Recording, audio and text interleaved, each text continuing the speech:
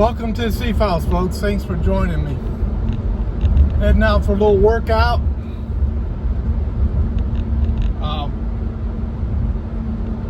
And I thought I'd talk about a couple of things. Let's start with Cracker Barrel.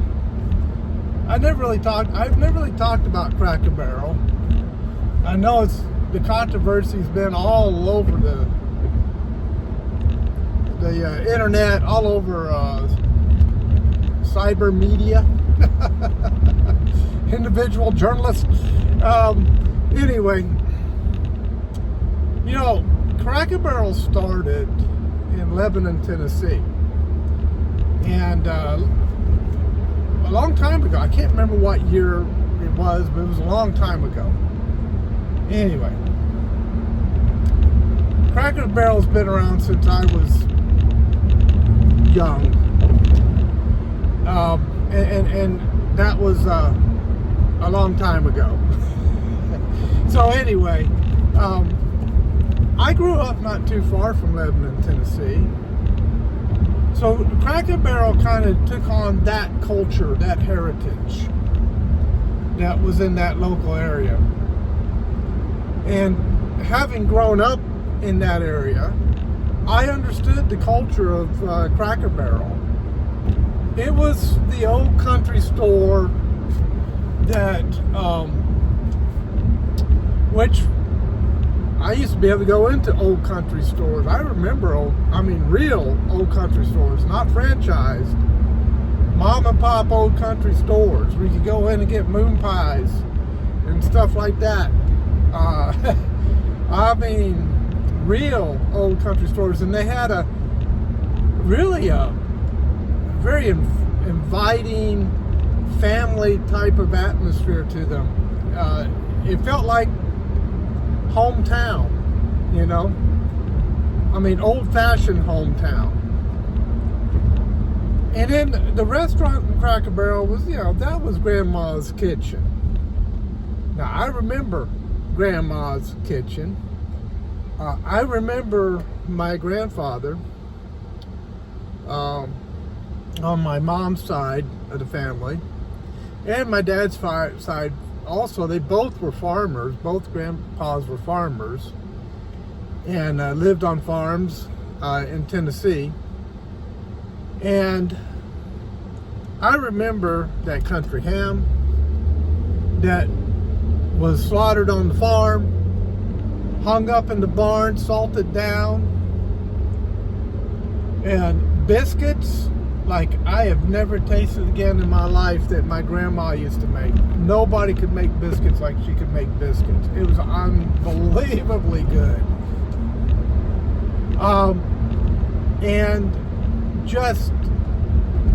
I remember as a kid going to the outhouse to go to the restroom when we went to my grandpa's farm. He didn't have indoor plumbing. Had a tin roof on the house. I remember picking apples off the apple tree outside and making sure there wasn't a worm in it before I bit into it. That's Cracker Barrel. That's Cracker Barrel.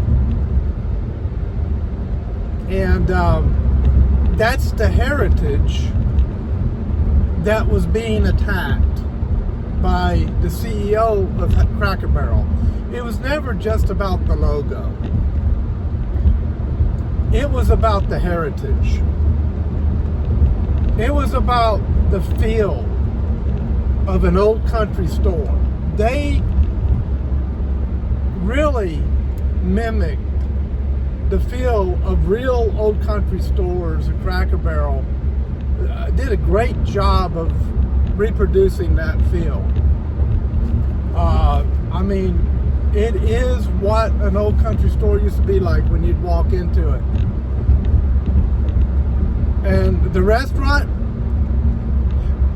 I remember when you could get beans and cornbread. That was on the menu in Cracker Barrel. And when I was younger, I remember the menu was hilarious. You'd read the menu, and it was one joke after the other going down the menu, reading the menu on Cracker Barrel. And it didn't look like a menu from Denny's. if you're from California, or Big Boy, you know, or something like that, or whatever generic restaurant menu you want to think of. No, Cracker Barrel's menus were very unique. I remember that. And if you left 4 pegs, you were an ignoramus. Last time I went to Cracker Barrel, I reached the level of genius. So according to Cracker Barrel and their peg game, I'm a genius. So there you go. That's the heritage they need to keep. Because that's the heritage that so many people in the country identify with. But there's a false philosophy that came along. And it attacks that kind of heritage. Critical race theory, wokeism, whatever you want to call it. It wants to cancel everything. It wants to tear everything down. And that's the beginning of trying to set up a secular state and a communist regime. That's how it starts. You tear down the heritage of the country. You take away the statues, you know, the paintings, the artwork. They attack the art because the art depicts the heritage. And if you can tear that down, and change language. That's another one. Did you know gay used to mean happy? When you're singing that Christmas song that says, you know, gay apparel, has the term gay apparel in it. When we come around to Christmas this time, listen to the Christmas songs. You'll hear one that has the term gay apparel in it. In modern meaning of the word gay, that would have a really strange meaning to it. It would be almost like the Christmas song saying drag queen apparel or whatever. But that's not what the song is saying. It means joyful apparel, happy apparel. It's talking about a happy time of the year. That's what's in the song. But what happens is we change language. I've noticed a trend, and I shockwaves. I mean, just go through my body every time I hear somebody using this term.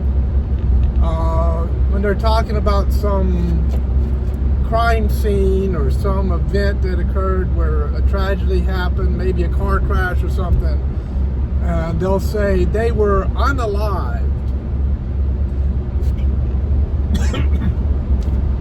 I'm sorry, but unalived is not a part of the English language as far as I'm concerned. I don't even understand what that's supposed to mean. What has happened to our language?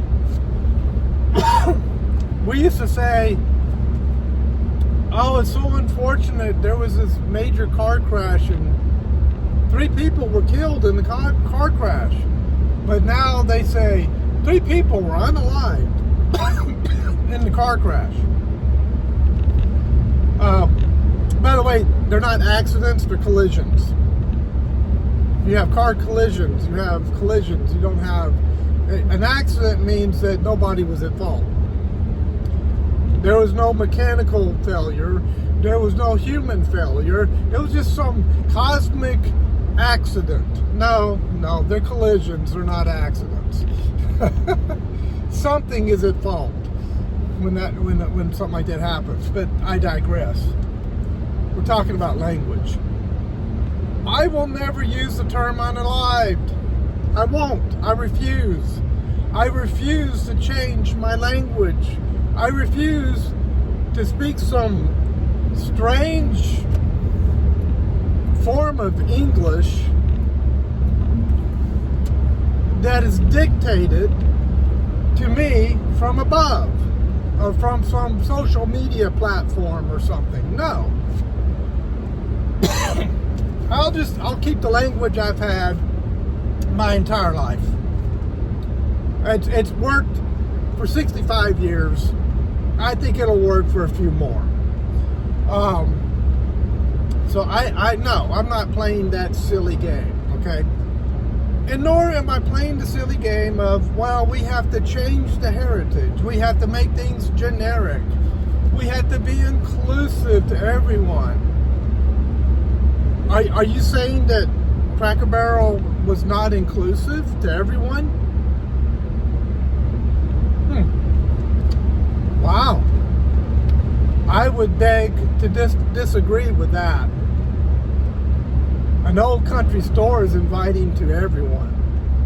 Grandma's Kitchen, regardless of what ethnicity you are or what culture you come from, is inviting and friendly to everyone. I think we've lost our collective minds if we believe that kind of nonsense, the DEI nonsense, which goes too far. But we have not lost our collective minds, because the backlash was absolutely horrendous against that CEO, of whom shall remain nameless. Thou shalt not mention the name of the one Voldemort, right? Anyway, shall remain nameless. Really stepped in the wrong hole. Yeah. And we're not talking about a donut hole either. But anyway, so I'm thankful. I'm glad that they reversed the logo. Now get rid of the alcohol so it can be family friendly again. And bring back the old menu that was absolutely hilarious. And I want to see the word ignoramus on the triangle peg game again. Let's make sure that the entire heritage is alive. How's that? Instead of unalive. Alive. And folks, stop kowtowing to a few people who demand that you change the way you talk, demand that you change your language. No. I mean, if you want to talk that way, if that's the way you actually want to talk, okay, that's fine. I don't have a problem with that. Talk any way you want to talk.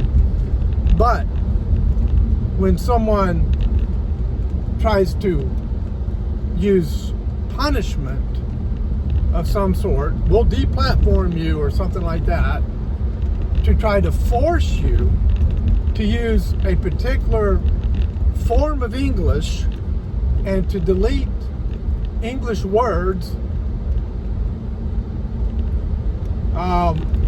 that are not really derogatory words, or words that are designed to attack a particular group of people or anything like that. Now those words I would stay away from. But just normal words like killed, thou shalt not kill, or in other versions of the Bible, thou shalt not commit murder. You know, the Bible talks about harlots.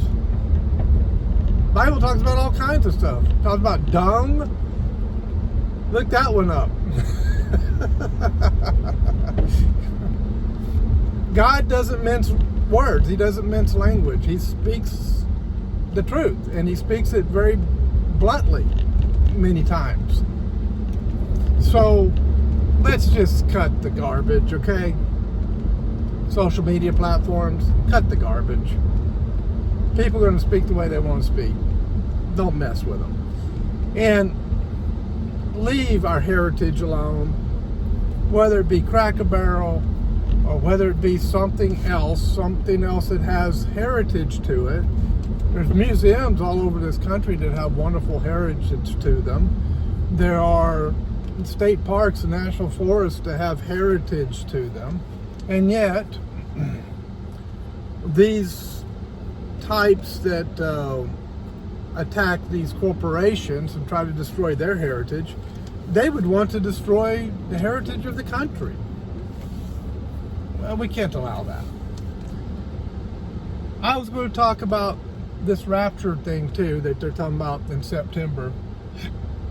I found the original video on that, and it was some preacher, some guy out of Africa that was coming up with that, and it's gone viral all over everywhere. And I found that he was teaching modalism, which is an ancient heresy concerning the Trinity of God. Modalism says that there's not three persons in one God. It says that there is one God that reveals himself in three different ways, as one way as Father, one way as Son, one way as Holy Spirit. That's an ancient heresy. Tritheism is the other heresy, which says there are three gods. No, one God, three persons of the one God, all three having the same attributes, which makes them God. That's what the real Trinity is. So he's teaching false doctrine right off the hand. And then his eschatology was completely, utterly messed up. Completely, utterly messed up. All right. I got to get in here because I'm late. I'll catch you guys later. Bye.